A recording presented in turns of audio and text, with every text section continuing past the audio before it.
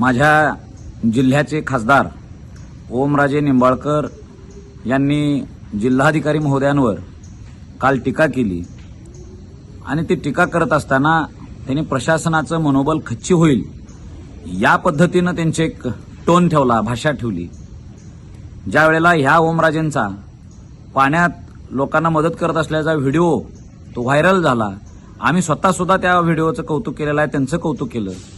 परंतु आता प्रत्येक ठिकाणी जाऊन स्टंट करायचं काम ओमराजेंनी सुरू केले। मी एकटाच किती काम करतोय आणि बाकीची जनता, बाकीचे प्रशासन, अधिकारी, मुख्यमंत्री, सरकार हे काहीच काम करत नाहीत असा एक भाव त्यांच्या लोकांचा दाखवण्याचा सुरू आहे।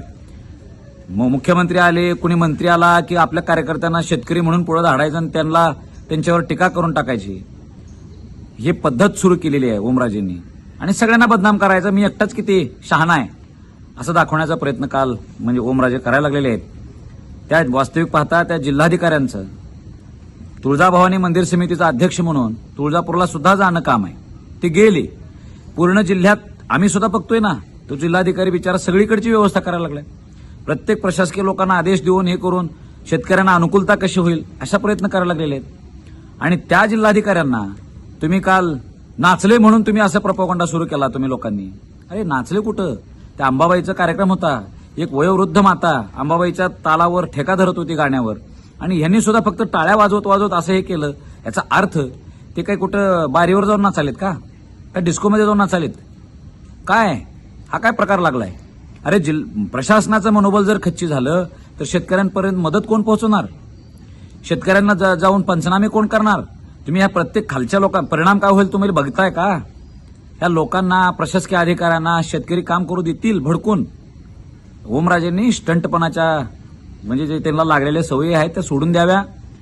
प्रत्येक वेळेस कोणाच्या तरी अंगावर धावून जायचं, कोणाला तर शिवराळ भाषा वापरायची, आणि मीच किती एकटा आक्रमक आहे आणि शहाणा आहे हे दाखवायचं।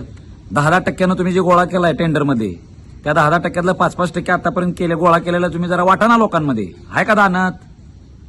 हो जायचं 4 पोरं घेऊन आणि तिथं जाऊन गाडी उभा करायची आणि हे करायचं, दुसरे पण काम करायला तो फोटो काढायचं, व्हिडिओ काढायचं आणि टाकायचं, मी एकटाच किती काम करतोय, लोकांचं हे करतोय, प्रशासकीय अधिकाऱ्यांना शिव्या द्यायचं, तहसीलदारांना आयमाय काढतो म्हणायचं।